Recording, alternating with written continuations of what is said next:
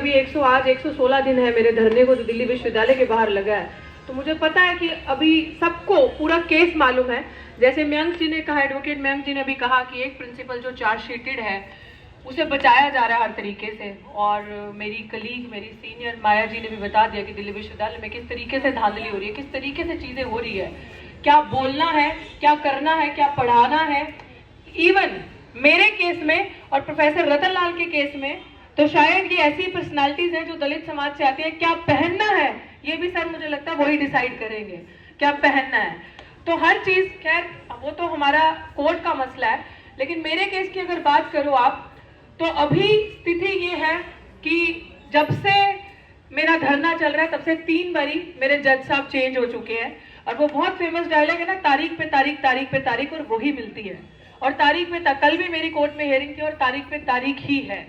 आज ये सिलसिला है कि जब आप बच्चों को आउट ऑफ द बॉक्स सोचना सिखाते हो, जब आप बच्चों को इस तरीके से पढ़ाते हो पूरी शिद्दत के साथ, आप हर एक चीज उनको सिखाते हो कि आपका विजन कैसा होना चाहिए, आपको क्या करना है और क्या विचारधारा है, तो आपको ये सजा मिलती है कि आपको निकालने के लिए पहले तो पूरा तंत्र किया जाएगा। लेकिन हम जैसे लोग जो सब कुछ सह रहे हैं यूनिवर्सिटी में रह के, और हमने अपने प्रोफेसर्स को देखा, क्योंकि हम इन लोगों से सीख के, आई थिंक मेरे मुंह में तो जुबान और मुझे तो बोलना, पढ़ाना और पढ़ना भी मैंने प्रोफेसर रतनलाल को देख के ही किया है। और मैं आपको ये चीज इसलिए बता रही हूँ क्योंकि आज आप लोग यहाँ कवर कर रहे हो, आप लोगों के बच्चे कल उस यूनिवर्सिटी में आएंगे जिसमें हमारा ये हाल हुआ है। जब मुझे कपड़ों पे टिप्पणियां करनी, पहनावा कैसा है, पढ़ाने पे टिप्पणियां करनी, तुम बच्चों जैसी दिखती हो, तुम टीचर जैसी नहीं दिखती, इस चीज पे टिप्पणियां करनी। और मेरे बच्चों को जब स्टाफ रूम के बाहर एक दलित महिला टीचर प्रोफेसर अगर पढ़ा रही है, तो स्टाफ रूम के बाहर अगर बच्चे आ रहे हैं तो पूछ रहे हैं रितु मैडम कहाँ है, रितु मैडम कहाँ है। ये मैं आपको सत्य बता रही हूँ, ऐसा शायद किसी प्राइमरी स्कूल में भी नहीं होता होगा। तो one of the prestigious university में ये गंदगी होती है। तो जो टीचर्स हैं एक माइंडसेट की, एक क्लास की, और खासकर प्रिंसिपल, वो ये कोशिश करती हैं कि ये कल की आई लड़की और ये दलित समाज से लड़की, और इसके मुंह में जुबान, और बच्चों के बीच में इतनी पॉपुलैरिटी इस टीचर की, किस तरीके से इसके बच्चों को बताया जाए कि ये जो मैडम की तुम बहुत पॉपुलैरिटी समझ रहे हो, ये मैडम किस जाति से आती है, ये तुम्हें पता चलना चाहिए। ताकि जो बच्चों का सोच है, जो 2014 के बाद से खासकर आपने जो आरक्षण के प्रति नफरत देखी है और दलित, आदिवासी और पिछड़ा समाज के प्रति नफरत देखी है कि हम लोगों के अंदर मेरिट तो है नहीं, हम लोग सिर्फ आरक्षण की वजह से आते हैं, उनके दिमाग में एक चीज फिट इन हो जाए कि इन लोगों को कुछ आता है नहीं है और ये तो इस कैटेगरी से है। ये मेरी प्रिंसिपल ने मेरे सामने एक बार ही नहीं, बहुत सारे इंसिडेंसेस में मेरे बच्चों को, मेरे बाकी क्लीग्स को, मेरे कलीग्स से मुझे ये मैसेज पहुंचाना कि आवाज बंद कर लो वरना बहुत गलत होगा तुम्हारे साथ। जब मुझे इन सारी चीजों का फर्क नहीं पड़ा, तो आप सोचिए कि एक प्रिंसिपल, मैं तो आज कहूंगी कि ये गुंडाई व्यवहार की ऐसी महिलाएं, क्रिमिनल, खैर इनका तो बहुत पहले ही बहुत कुछ हो जाना चाहिए था। लेकिन जब उनको लगा कि इस लड़की को कोई फर्क नहीं पड़ रहा, तो ड्यूरिंग कोविड, जितने भी प्रोफेसर मेरे यहाँ बैठे हैं, मैं आप सबको ये चीज बता दूं कि कोविड के दौरान आप सबको पता है कि एमएचआरडी की स्ट्रिक्ट गाइडलाइंस थी, सेटल लॉ जिसे हम कहते हैं, कि यू कैन नॉट रिप्लेस और remove ad hoc with another ad hoc.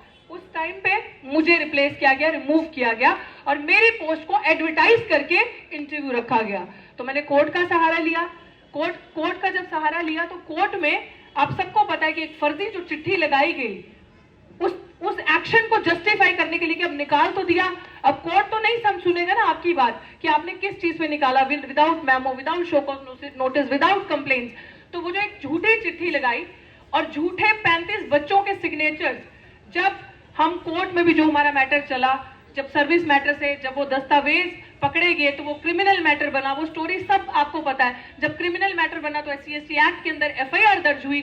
आज ये स्थिति है कि SC/ST एक्ट के अंदर FIR तो हुई, दिल्ली विश्वविद्यालय का 100 साल का इतिहास हो चुका है, पहले प्रिंसिपल पे FIR हुई है। और मेरे केस में साथियों ये जानना जरूरी है, there is also a big fish in the pond, that is registrar.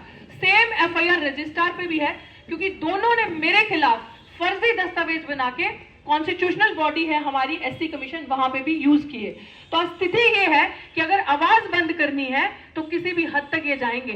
तो मेरी आवाज बंद करने के लिए वो दस्तावेज इस्तेमाल किए और वो सारे पकड़े गए। और आपको मैं शेयर कर दूंगी ऐसी धाराओं में उनके ऊपर दिल्ली पुलिस, जो कि अमित शाह पुलिस ने खुद चार्जशीट जमा कर दी SC/ST एक्ट के अंदर उस प्रिंसिपल पे, जिन धाराओं में किसी को 2 साल की सजा है, किसी धारा में 7 साल की सजा है। लेकिन दुर्भाग्य हमारा ये कि ये जाते कभी नहीं जाती और ये सिस्टम इतना करप्ट हो चुका है कि आज भी सिर्फ कि वो उस संघ से है जो आज राज कर रहा है यूनिवर्सिटी के अंदर, उनकी विचारधारा आज राज कर रही है यूनिवर्सिटी के अंदर, इसीलिए एक क्रिमिनल को प्रोटेक्ट किया जा रहा है। और ये आपको बताना क्यों जरूरी है, ठीक वहां पे प्रोफेसर रतन लाल बैठे हैं, मैं बार बार ये चीज कहती हूँ, क्या आपने कभी उनकी पब्लिकेशंस देखी हैं? कि आपने नंबर ऑफ बुक्स जो उन्होंने पब्लिश की है देखी हैं? ठीक ऐसे ही डॉक्टर सविता रॉय जो कि अपने आपको बीजेपी और संघ की बताती हैं, वो भी प्रोफेसर हैं, ये भी प्रोफेसर हैं। मेरे को धरने पे क्यों बैठना पड़ा साथियों, आज 116 दिन हो गए, बार बार बता रही हूँ, सिर्फ इसलिए कि वो एक प्रोफेसर यूनिवर्सिटी के अंदर सविता रॉय और ये रतन लाल प्रोफेसर, जब इन पे एक फर्जी मुद्दे पे एफआईआर की जाती है और वो पूरे षड्यंत्र के तहत फर्जी मुद्दे पे एफआईआर की जाती है, और जब ये प्रमोशन के लिए जाते हैं और वही यूनिवर्सिटी वही कॉलेज इनको कहता है कि आपको प्रमोशन नहीं दिया जाएगा क्योंकि आपके ऊपर एफआईआर है।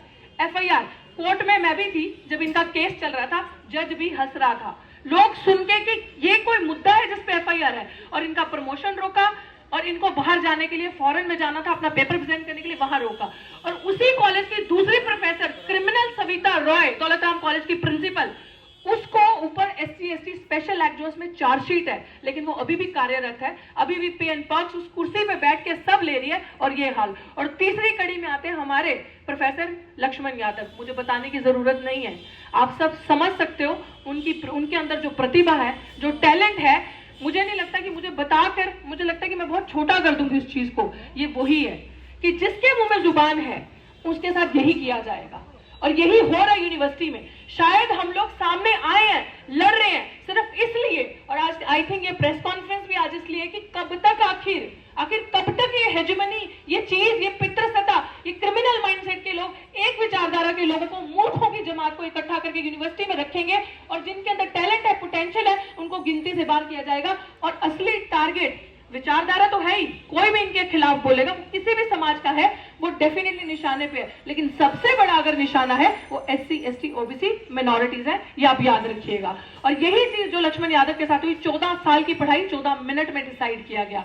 और अगर मैं यहाँ इस मंच के माध्यम से ये भी बोलना चाहती हूँ कि किसी को अगर ये गलत फहमी है कि उनको तो बहुत सिस्टमैटिक तरीके से निकाल दिया ना, कि एक इंटरव्यू किया और लक्ष्मण यादव जी को निकाल दिया और ये तथ्य और ये दे दिया, और ये क्रिमिनल्स क्या कहते हैं, अजी हमने तो एक OBC को हटा के OBC ही रखा ना, हमने डॉक्टर रितु की जगह एक SC को हटा के SC ही रखा ना।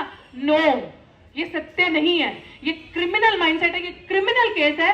कोई मॉरल ग्राउंड्स भी होते हैं किसी चीज की, ये इसके ऊपर अगर आप कार्रवाई करोगे तो अंदर से बहुत चीजें अनफोल्ड होंगी, और हम उसके लिए तैयार हैं। और मुझे लगता है ये लड़ाई सड़क से संसद तक जाएगी। और अभी हाल ही में मैं अपनी बात खत्म करूंगी, हमारे बीच में जब सांसद साहब मनोज झा जी हमारे प्रोटेस्ट पे आए थे कुछ 4 दिन पहले, तो उन्होंने ये बात बहुत अच्छे तरीके से कही थी कि अब भूल जाओ कि संसद से न्याय मिलेगा, कि संसद तुम लोगों के लिए कुछ करेगी, क्योंकि वो आवारा हो चुकी है। तो तुम्हें लड़ाई अगर लड़नी है तो रोड, सड़क इज ओनली ऑप्शन। तो आप सब भी तैयारी कर लीजिए, हमने अपनी कमर बांधी है। तो I think sir you live long, I just took your name, जय भीम सर।